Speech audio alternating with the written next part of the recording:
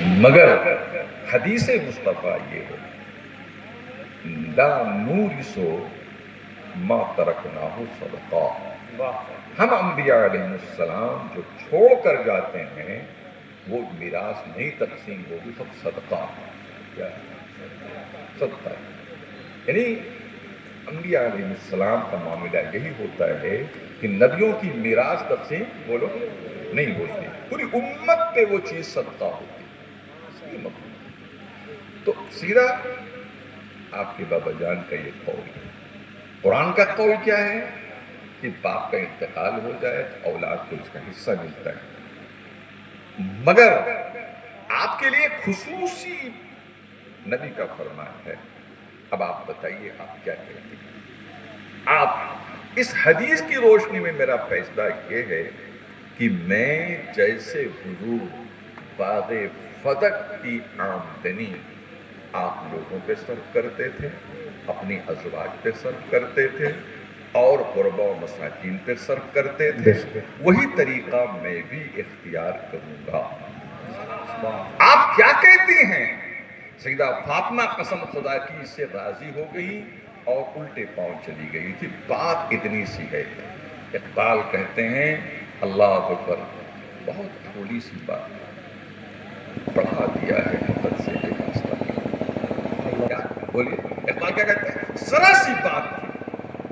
اقبال اتنا بڑا مفکر، اللہ کہتا ہے ذرا سی بات تھی، اندیشہ عجم نے اسے پڑھا دیا ہے فقط زیب داستہ کی۔ یہ مولوی والا اصل میں کیا ہے، جب مسائل بہت زوردار پڑھتا ہے تو نذرانہ پڑھ جاتا ہے، نذرانہ پڑھ جاتا ہے بیچارے کا، خرچہ پورا چل جاتا ہے، گھر بن جاتا ہے، بہترین گاڑی سے چلتا ہے۔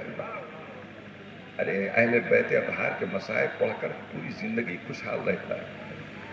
تو حضرات بس بار استغفر اللہ استغفر اللہ، توبہ توبہ، یہاں تک کہ گال سے استغفر اللہ، رخسار فاطمہ سے خون بہ گیا، استغفر اللہ، توبہ توبہ توبہ توبہ۔ اچھا ایک بات آپ بتائیے، یہ بچے اے تم لوگ کہاں بولو کربلا جی، امام عالی مقام جب تک شہید نہیں ہوئے تھے، بول سنیے، امام عالی مقام جب تک شہید نہیں ہوئے تھے، کسی سیدہ کی رضا چھینی گئی ہے؟ بولیے، بالی چھینی گئی ہے؟ گال پہ تماچے مارے گئے ہیں؟ بولو ارے جب حسین کی موجودگی میں سیدانیوں کے رضا نہیں چھین سکتی تو علی حسن حسین کی موجودگی میں سیدہ فاطمہ کو گال پہ تماچے مار دو۔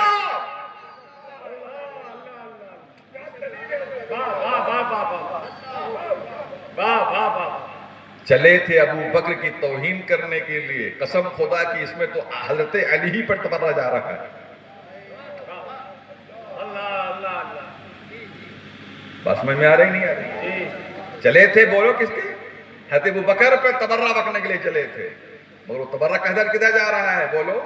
اچھا ایک بات ہی کہی دے، میری بیوی ہے، میری اہلیہ ہے، میں کتنا بھی کمزور ہوں اور میری اہلیہ کو مجھے مارے کوئی شخص، مجھے گالی دے کوئی شخص، ہم برداشت کر لیں گے، میری اہلیہ تماشا کوئی مارے برداشت کریں گے؟ کتنا ہی بزدل انسان کیوں نہ ہو، وہ اپنی اہلیہ پر گال پر تماشا برداشت کرے گا؟ برداشت کرے گا؟ ارے غیور مسلمان برداشت نہیں کر سکتا ہے، اور علی جو شجاع کائنات ہو، نعرے تکبیر، برائیوں کے چکر میں نہ پڑیے گا، پورا ایمان سے ہاتھ دھو گے۔ چلے تھے ابو بکر کی توہین کرنے، مگر وہ بات کدھر گھوم گئی ہے، یو ٹرن ہو گیا۔ بولیے حضرت علی کی پھر شجاعت کہاں گئی، ان کی زوجیت کہاں گئی؟ اللہ کہ بیوی کی پٹائی ہو علی دیکھتے رہے، حسن دیکھتے رہے، حسین دیکھتے رہے، معلوم نہیں کہاں سے گواہ ہے، اور ہر سال ایک مسائل بڑھ جا رہا ہے، نیا نیا بڑھ جا رہا ہے۔ قسم خدا کی یہ لوگ محب اہل بیت تھے، ابو بکر محب اہل بیت. زور سے کہو ابو بکر، بولو زور سے کہو ابو بکر محب اہل بیت، عمر محب اہل بیت، عثمان محب اہل بیت. اللہ. اب آپ بتائیے ایران فتح ہوا، ایران بولیے فتح ہوا اور بہت سا مال غنیمت آیا. اتنا مال غنیمت آیا تھا، اتنا مال غنیمت آیا تھا کہ آج تک جنگوں میں اتنا مال غنیمت نہیں آیا. بس میں نہیں، صحابہ بہت خوش تھے، ہماری غربت دور ہو جائے گی. ایران فتح کر لیا، ایران فتح ہو گیا، مسجد نبوی میں ڈھیر لگ گیا، پوری مسجد بھر گئی ہے، اتنا سامان آیا. اور ایک قالین، بہت بیش بہا قیمتی قالین، جو جس پر شاہ ایران جس پر آرام کرتا تھا، اس پر کوئی بیٹھ جاتا تھا تو کہتا تھا میں بہار چین پر بیٹھا ہوں. کیا اس کو مسجد نبوی میں بچھا دیا جائے، بولو کیا نماز پڑھی جائے گی. عمر فاروق نے کہا کیا کہتے ہو، کیا کہتے ہو؟ ارے جس پر شراب پی گئی ہو، ناچ ہوئی ہو، رقص ہوا ہو، ڈانس ہوا ہو، طبلے بجے ہوں، اس پر ہم نماز پڑھیں گے تمہیں شرم نہیں آتی؟ یہ ہے غیرت فاروقی. سبحان اللہ. کہا تو پھر کیا ہوگا؟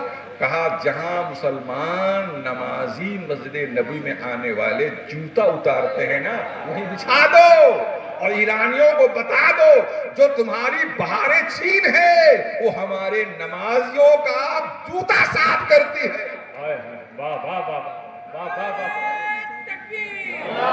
اس بہار چین کو جس کی ویلیویشن عالمی پیمانے پر ورلڈ لیول پہ ہے، اس بہار چین کی، وہ مسجد نبوی جہاں پر جوتے اتارے جاتے ہیں وہاں بچھاؤ اس کو، اور لوگ اس میں اپنے جوتے صاف کر کے مسجد میں آئے گا. یہ ہے حضرت عمر فاروق اللہ. اب جو لڑکیاں عورتیں آئی ہیں، پہلے طریقہ جہاد یہ تھا جو عورتیں آتی تھی گرفتار ہو کر ان کو باندی بنایا جاتا تھا. کیا بولیے؟ باندی بنایا جاتا تھا. اور یہ ایک مجبوری بھی ہوتی تھی. اگر باندی نہیں بنایا تو کرتے کیا ہوں گے؟ یہ مجبوری باندی بنایا جاتا تھا. اب تمام شہزادیاں، تمام ایرانی دوشیزائیں سب آ رہی ہیں. حضرت عمر فاروق بانٹتے جا رہے ہیں، یہ فلاں مجاہد دیہات دو، ان کو شہر بانو آئیں. کون آئیں بولو؟ شہر بانو آئیں. شہر بانو آئیں. حضرت عمر فاروق نے دیکھا کہ یہ کون ہے؟ یہ کہا شہر بانو. کہا شہزادی ہے، ایران ہے؟ کہا ہاں. ایران کے بادشاہ کی بیٹی؟ ہاں. اچھا. کہا چادر اڑاؤ پہلے اس کو، چادر اڑاؤ. یہ ہے شان مومن. ہر لحظہ ہے مومن کی نئی شان نئی جان، رفتار میں گفتار میں اللہ کی برہان. یہ راز حقیقت نہیں کہ معلوم کی مومن، قاری نظر آتا ہے حقیقت میں ہے قرآن. ستاریوں، غفاریوں، قدوسیوں، جبروت، یہ چار عناصر ہو تو بنتا ہے مسلمان. چادر اڑا دی گئی. صحابہ بعد بیٹھے.